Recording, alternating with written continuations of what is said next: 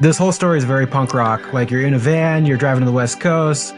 I have never in my life wanted to share the gospel with people. It's been a flat zero, like I have a negative evangelism gifting. 100%. Would you say that you held generosity as an idol in some way? I feel like maybe I was trying to be a superhero in this moment. That's not generosity. I'm finally now experiencing what the gospel really is for me for the first time in 30 years since getting baptized.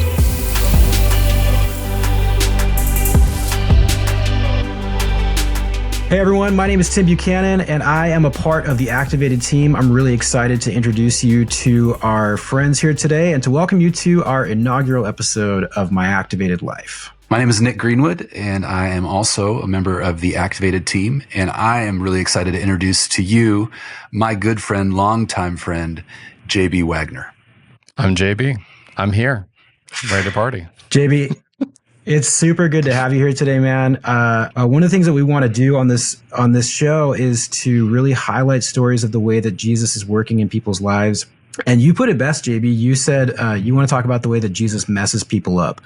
And I love that. I love hearing about people's lives and stories getting completely flipped upside down because they encountered Jesus. So I'm stoked to hear your story today, man. As we get in, is there anything we need to know about you, your background, your family, anything that's going to help us make sense of your story? I'm here in the Nashville area. I got 3 kids, a wife. I've been a pastor's kid growing up. I was one of the few millennial pastor kids that didn't leave the faith. So I've continued Wow. on, but my faith has been kind of all over the place in between levels of focus and intensity and passion. But yeah, so I'm a video editor by trade.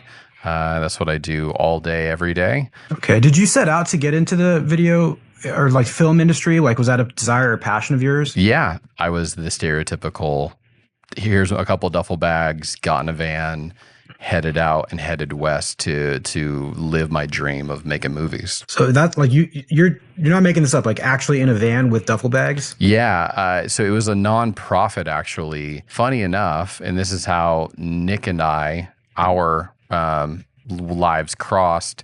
They were using a nonprofit called RIFO, which Nick was running at the time.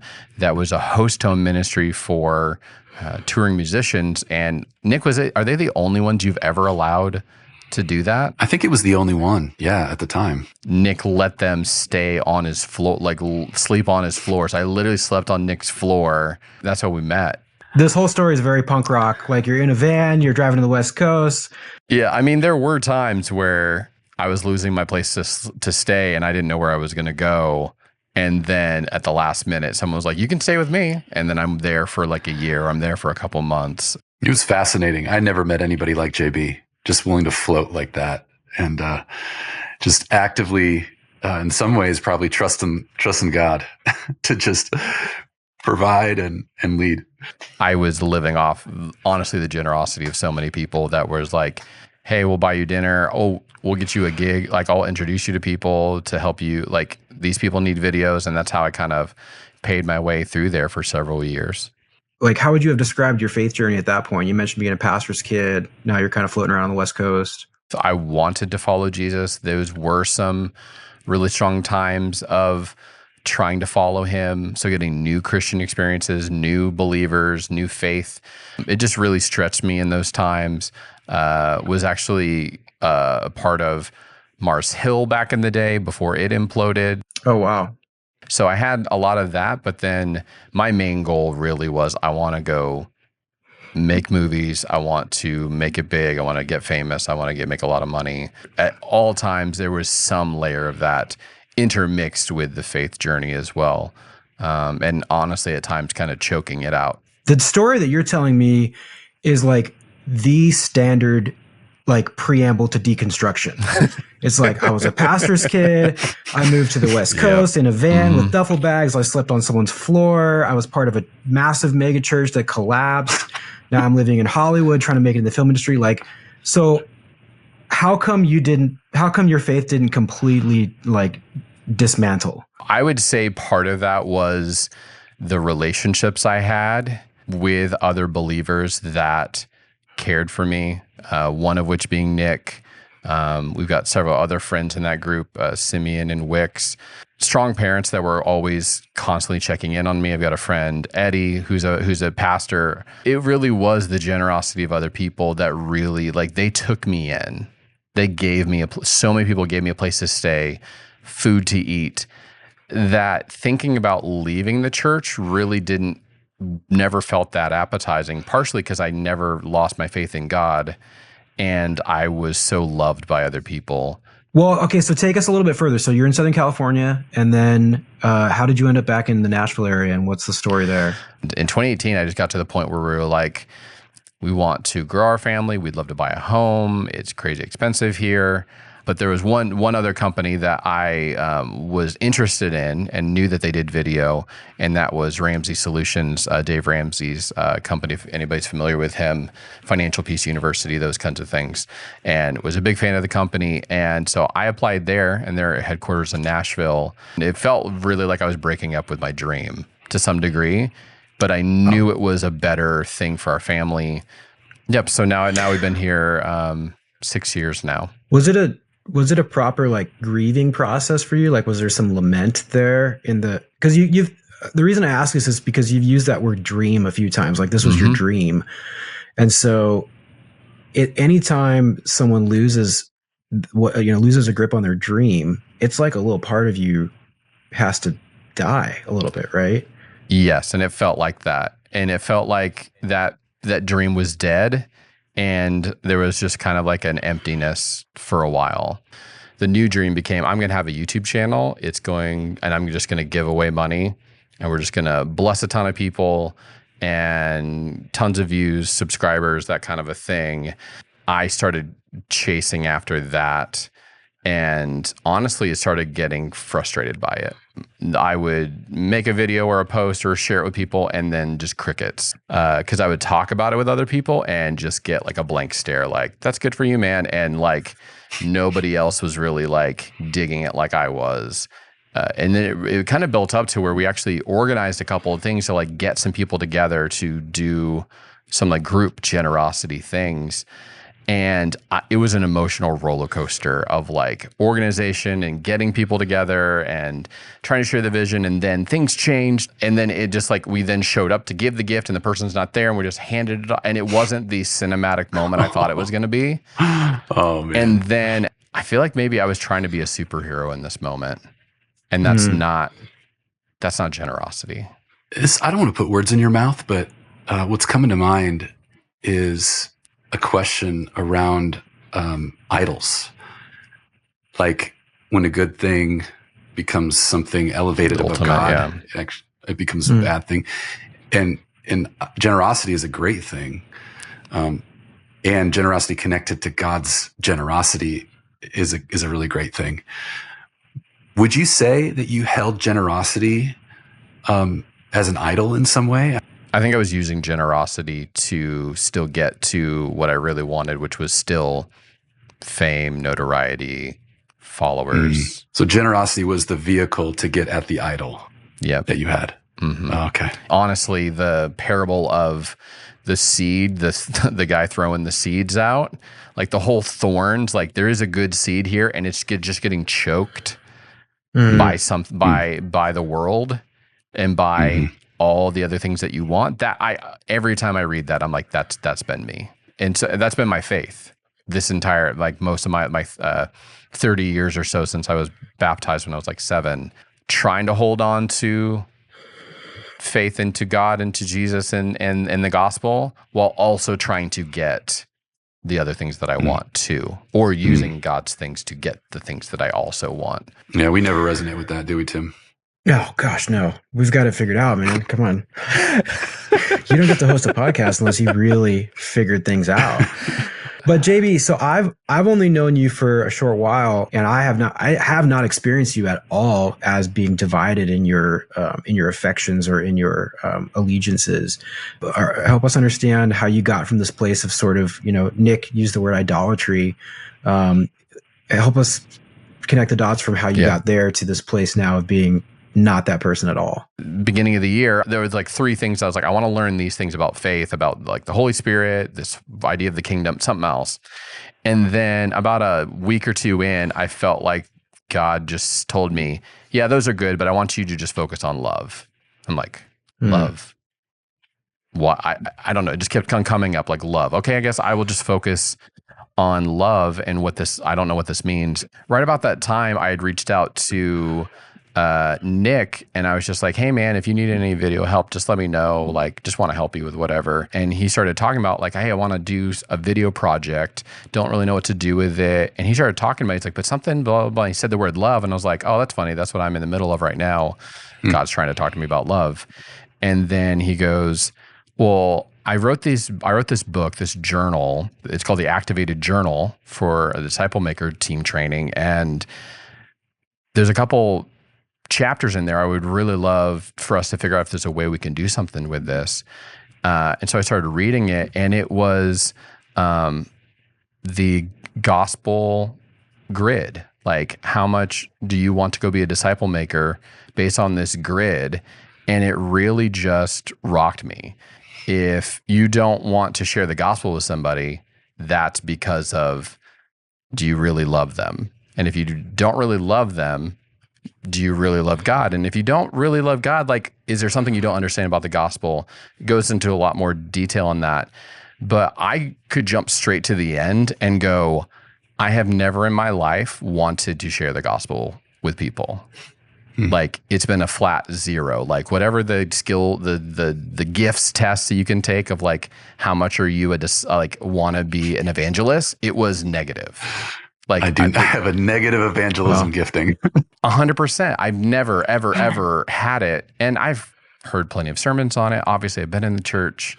Like, this is God's the Great Commission. I'm like, I'll focus on some other stuff. I'll go over here and do this. What is it that I've been missing about the gospel that it's not so incredible that it would propel me farther to want to talk to other people about it? My knowledge of it was deep. Like, I could tell you all the verses and all the stuff, but my part in why God had to die for me was at the surface. It was just like, oh, God died for all the sins of the world. He did it for everybody. But at some point he just spoke to me and said, but why did I have to die for you? And it started bringing up for me all of my idols, my sin, like greed, seeing what other people had and wanting it, covetousness. Like, I've been a good Christian kid, so I don't have murder and adultery, like all these other list of sins that get all the highlights. For our listeners, if you do have murder and adultery in your background, we're here for you too. We're here for you too. JB does not have murder and adultery in his background. But that's the legalism. Like, that's the legalism side of just like grading myself versus other people. And I'm like, well, he for sure had to die for them. But me, I'm just kind of in the mix of of all the other sins of the world. But to go like, I had to die for you, for your sin, and naming it greed and just constant desire for pleasure at all times and notoriety and fame. And he's like, that's what I had to literally nail to the cross. And it just overwhelmed me. And I was just like, I've finally now experiencing what the gospel really is for me for the first time in 30 years since getting baptized. When someone says, the Lord spoke to me, like, I want to get into the granular level of that. Like, what was that like? Like, did you hear a voice? Did you see a vision? Like, did you have what was it? How did the Lord speak to you? Because clearly it was powerful enough that it transformed the trajectory of your life. So, like, what was that experience? How did that manifest for you? It was mostly a dove, like, flew into my house and just like pooped on me and then just like flew away. But no, man, to be honest, like, I've also wondered that too. Cause I hear people say, the Lord told me to tell you this, a prophetic word. Someone has given me prophetic words in the past and that never happened, never came true. And I'm still waiting for them to happen. I've just been very, skeptical about a lot of that. For me, it was an overwhelming sense of, this is real. This is the truth, and there's no getting around it. And it was based off scripture. It was based off of reading Romans, and like, just honestly, just look at the freaking 10 Commandments. Like, you should not covet, have no other gods before me. The big ones for money, especially, is like you can't love God and money. Like you can't serve two masters. Like you have to choose one or the other.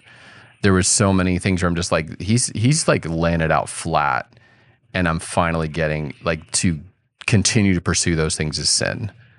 And it was like, this is my sin. And it was just kind of like, it's kind of like when you just know you've been nailed to like you're guilty. Like that's kind of what it felt like. It's like, I can't, there's no getting around it. So it wasn't like I don't have a perfect audible voice speak or something that but I had an overwhelming sense of like the truth of what was real and what wasn't. And an overwhelming sense of like, I need to do something about this. So obviously, because Nick's freaking journal is what kind of started catalyzing it for me, I just immediately kind of made a voice note and just rambled for a minute and a half about what reading the activated journal had done to me, and just sent it to him to just be like, yo, this is what's happening. Hey man, the short of it is I felt super convicted in a good way. The things you're talking about with those 4 stages, the desire to disciple was so good, so straightforward, and made so much sense. And I could easily identify in my own life, like this. I have been working to try to progress from my love for God to love for people, and finding it really hard because I realized that my relationships I had just stopped pursuing completely. And so your book about the pre-steps of, well, do you love God that much? Well, why don't you? What about the gospel have you not? And so yesterday I actually really good time with God about like, do I understand the level of my sin that he had to die for? Do I really understand what are those for me? Identifying them, and like, do you see how good that God is? What he's done, just letting you know, man, it's already had some sort of an impact on me. It was amazing. I got this note, this voice note, and I saved it because I was like, man, this is incredible. I'm crying. I'm listening to him. He's tearing up on this voice note. I'm crying because it was just really clear that God had done something. The Spirit had worked in his heart and mind, and some switch had flipped. Really powerful. I was so thankful.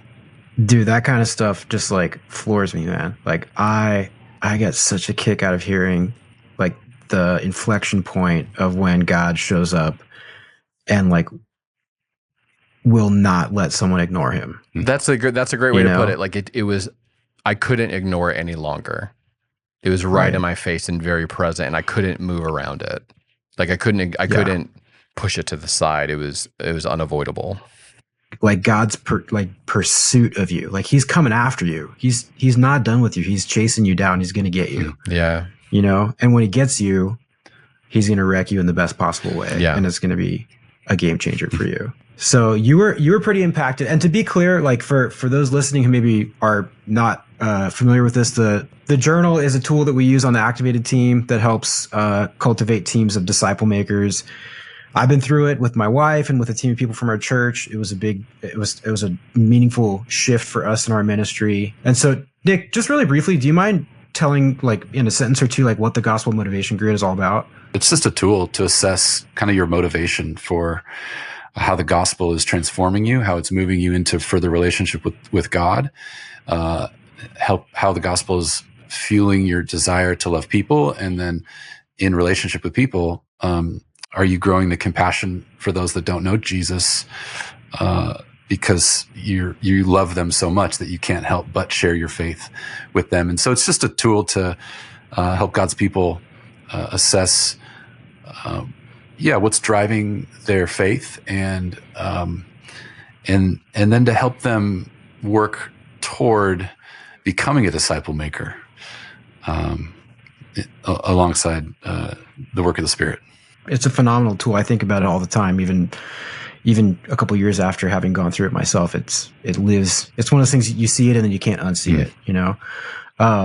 But so JB, you mentioned the idea of like you had never felt motivated to share the gospel with anybody or to share your faith in Jesus.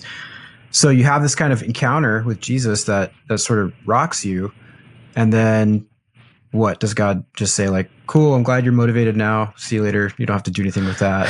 Like, or my guess is he doesn't leave you hanging like that. So what happened next for you?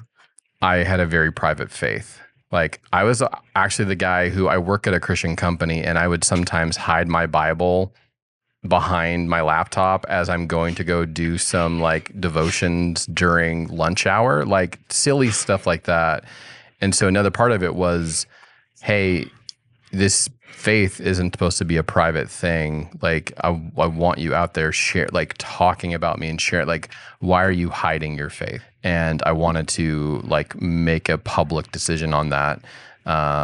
I was talking with my wife about it, and she's like, well, what would you want to do? Should we just go run to a river somewhere, a creek? Like, do we need to go bathtub? Like, how are we going to do this? And we're like, well, we probably do it at our church.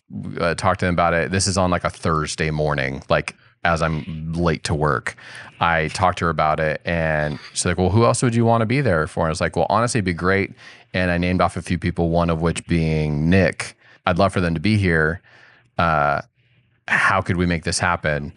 Well, in short, he was coming to Georgia for a recording shoot. I had another friend somewhere else, and we were able to organize everybody to be there 2 days later, like 72 hours later, to do a baptism at our church impromptu, like after the service.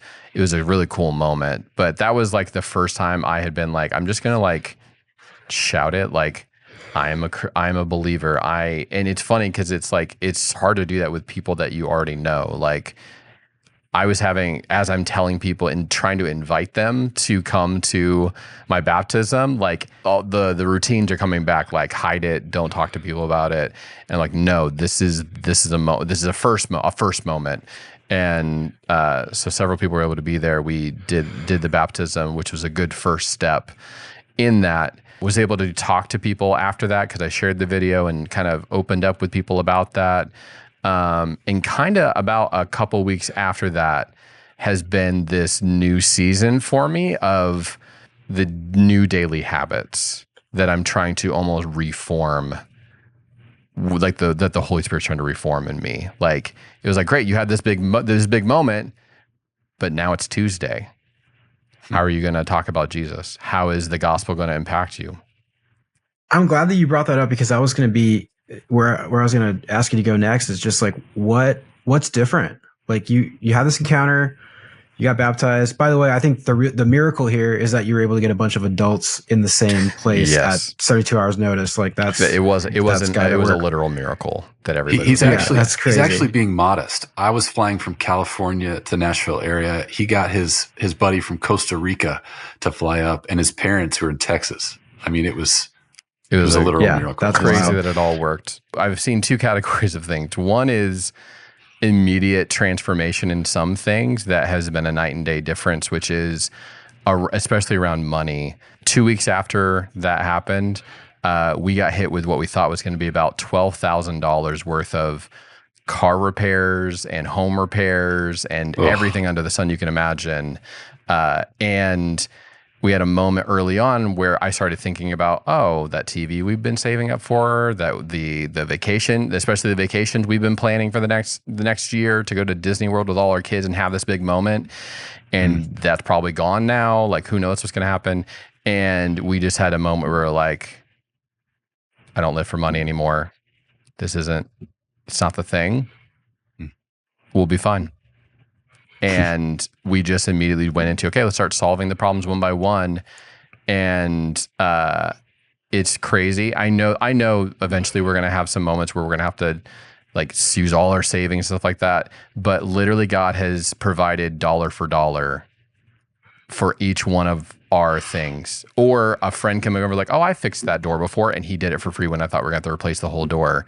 Flooring we got for half price and major discounts, and then extra gigs came in, all while we had decided beforehand we're not going to worry about this. We're just going to go step by step at a time because we're not living for our next vacation and our stuff anymore. I'm not, and it was crazy what God did. So there's like certain things that I could see immediate blessing and just a new way of life. I've asked my wife, like, how have you experienced me recently? She's like, I don't feel nearly as much of the frustration, anxiety off of you whenever we talk about money things or talking about going to see family or anything money related that I would bottle up and like push through. And that's a testament to God. The other side of the coin has been the things that have still been a process and still been an area of growth. God pulling out like, okay, these are the habits that I still have of wanting to just go back into myself and not talk about faith. But what I can say is every time that I go back to, God, what did you do for me again? You died for me. You paid the price for me. It then pulls out some of that anxiety and worry and frustration that I was having. One random story I'm just going to say it's incomplete. As I'm reading the journal, a friend came up to me and was like, we didn't know if he knew Christ or not. He just said, hey man, I got a lot of questions about Jesus, about God. Could I just ask you sometime about it? I've literally never had that happen before in my life. Never. Let alone. That was a softball right there. It was like, and so we had a good conversation for a little bit, for like an hour, just about some of the stuff. But what's funny is you say it's a softball. So we had that moment, and then it's been more of a struggle to get him back to the table ever since. But I think what God's been teaching me has been just because it didn't all of a sudden turn into a magical thing, to continue to still pursue that relationship, to go deeper and deeper into that relationship with that person. I still have struggles all the time with fears and anxieties and putting up walls with other people. But what I can tell you, one, is having that moment of going, the Lord wants me to move past this, and I can't go back to just living inside of myself and inside of my own desires, has kept me pushing to continue to push past some of those walls and stuff like that. And honestly, there's a part of me that doing this conversation and maybe future conversations with you guys is some of that coaching of like, okay, what's things that I can continue to be doing to progress further down that grid. There is more love for people, but I want more of it. I'm also, just for the listener out there, I am coming at this sideways. Like most people take the course together in a Zoom call with a bunch of other people and there's accountability. I kind of got the journal and am coming this on a weird road. So hopefully you got better people to plug this thing in the full course as it's supposed to be. Well, to be really clear, like as much as the journal's incredible, but at the end of the day, like we're not here to plug content or anything like that. We're here to highlight stories of the ways that Jesus is still working to transform people's lives. So ultimately, it is just being so enamored with Christ, his love for us and what he's done. You know, that's everything. If we do nothing but fix our eyes on him and understand who he is and what he's done for us, in my experience, everything else falls into place with the work of the Spirit. So, JB, if you could, would you be willing to take a crack at sort of encapsulating your transformation in just a sentence or two? I mean, if someone were to say to you like, hey, just give me the super abbreviated version of just what's happened in your life, because clearly people are recognizing that there's been a change in your life. How would you describe that succinctly? I lived for Jesus for 30 years and still missed a core part of the gospel of like what Christ did on the cross for me. My greed, my selfishness, my self-righteousness, my self-sufficiency is what he nailed to the cross. And the more I think about that and focus on that, more and more of that goes away. And the more and more he is forming me into himself, into Christ. And it's starting finally for the first time in my life to leak out, where I can finally feel the freedom to share that with other people that I've never had that before. What are you seeing on the horizon as the next big step that God's inviting you to take in response to the work that he's already done? Because we don't want to see testimony. We haven't arrived, right? You haven't arrived. I haven't arrived. And we always want to be asking that question. Okay, so Lord, what what is it that you're doing with me right now? What do you want me to respond to? Who do you want me to respond to? What's that next clear step that you're certain he's inviting you into? Without a doubt, it's what he spoke to me earlier in the year, and it's to go deeper into love. And specifically, it's with other people. There are still walls, there are still fronts and mass and things that I carry with me with other people. And he is inviting me to continue to pull those down, continue to take those masks off, and to really learn to love not just the people who go through tragedies and have babies and all those kind of stuff where we just naturally as a society like rally around people that go through those things, medical stuff, whatever. But like Tuesday when it's an annoying coworker, or it's a person who I don't really get along with, or my kids and my family, and it's to really learn how to continue to love other people. I was really impacted when I started just digging into love. Like, I need something to what is love? It's such a nebulous thing, and realizing that Jesus really redefined it. And when he says, love your enemies, which is like the craziest statement he's probably ever said. Next to like eating his flesh and drinking his blood. Right. Probably. Yeah. Right. But like, love your enemies. Already, if you love your enemies, who's really your enemy? Nobody. And then the words right after that is love your enemies, do good, and lend or give, expecting nothing in return. And I'm feeling like now I'm finally able to bring back in generosity into a much healthier place as a tool for love. But that is the goal, not to just be generous. Yeah, that's the next step for me, is learning to love people and leaning into curiosity, asking questions, and generosity, and just being open with my faith. So we want to thank you for joining us today on My Activated Life. Our hope is that by being part of this conversation, your affection for Jesus has increased. As you go, our prayer is that the good news of Jesus will be activated in, through, and around you. We'll see you next time.